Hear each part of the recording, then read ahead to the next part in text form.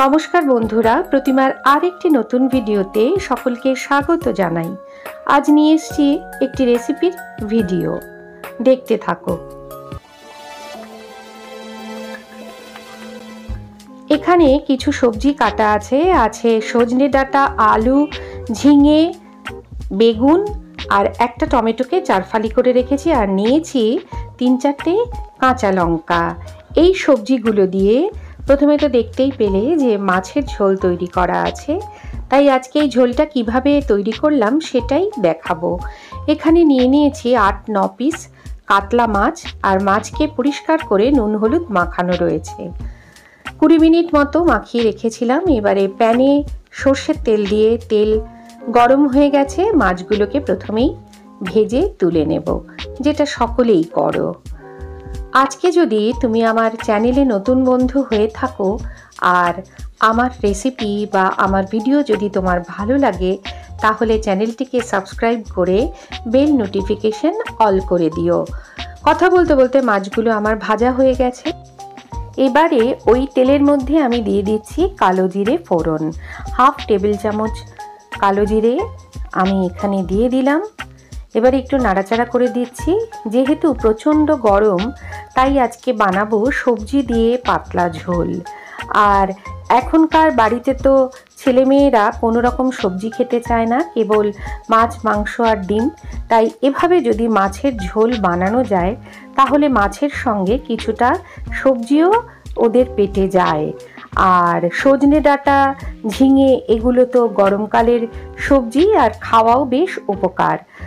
দেখো, সবজিগুলোকে সব দিয়ে এবার তেলের মধ্যে একটু নাড়াচাড়া করে দিচ্ছি। আর এখন আমি এতে দিয়ে দেব নুন। নুন দিলে সবজিগুলো কিন্তু নিজে থেকেই অনেকটা মজে যাবে। নুন দিয়ে আবার সব সবজিগুলোর মধ্যে আমি ভালো করে নাড়াচাড়া করে মিশিয়ে দিচ্ছি। আর যেহেতু গরম, তাই একদম অল্প মশলা দিয়ে আমি এই ঝোলটা বানাবো, যা কিন্তু গরমকালে আমাদের সকলেরই স্বাস্থ্যের জন্য বেশ ভালো। গরমকালে রিচ খাবার আমাদের হজম হতে চায় না, তাই প্রত্যেকেই বাড়িতে এইভাবে পাতলা ঝোল বানাতে পারো। সবজিগুলো ভাজা হয়ে যাওয়ার পর আমি তাতে দিয়ে দিলাম সামান্য জল, দিলাম অল্প পরিমাণে ধনে জিরের গুঁড়ো, দিলাম হলুদ আর খুব সামান্য লাল লঙ্কার গুঁড়ো। যেহেতু এখানে আমি 4-5টা কাঁচা লঙ্কা দিয়েছি, তাই লঙ্কা গুঁড়োটা কিন্তু বুঝেই দিও। আবার যারা এটাকে স্কিপ করতে চাও, তারা স্কিপ করে দিতে পারো। সব মশলাগুলো ভাজা হয়ে গেছে, মশলা থেকে তেল ছেড়ে দিচ্ছে। এবারে আমি এখানে দিয়ে দেব ঝোলের জন্য জল। এই জলটা তোমাদের পছন্দ মতোই দিও। যেহেতু আমি এখানে পাতলা ঝোল বানাবো আজকে, তাই আমি একটু বেশি পরিমাণেই জলটা দিলাম।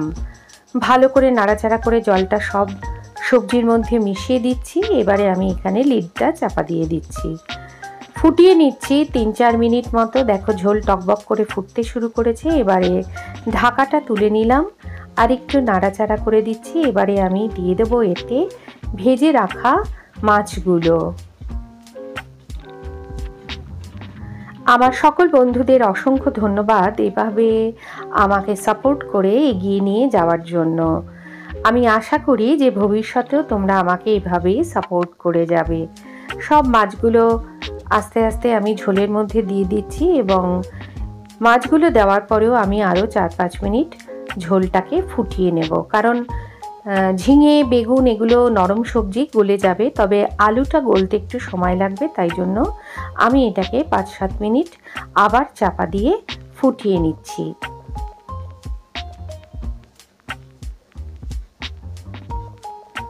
দেখো, ঝোলটা প্রায় হয়েই এসেছে। আর এই মতো অবস্থায়, যেহেতু একেবারেই পাতলা ঝোল, আমি 1 ফোঁটা ময়দা নিয়ে নিয়েছি একটি প্লেটের মধ্যে, আর সেখান থেকে ঝোল তুলে ভালো করে ময়দাটাকে গুলে নিয়ে ঝোলের মধ্যে দিয়ে দিলাম পিটালি।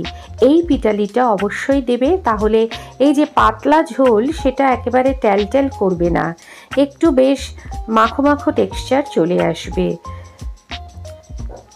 আজকে আমার রেসিপিটা তোমাদের কেমন লাগলো কমেন্ট বক্সে জানাতে কিন্তু ভুলো না। তোমাদের সুন্দর সুন্দর কমেন্ট পড়তে আমার ভীষণ ভালো লাগে এবং আমাকে অনেকটাই উৎসাহ প্রদান করে। তাই আজকে আসি, আবার দেখা হবে অন্য কোনো ভিডিওতে।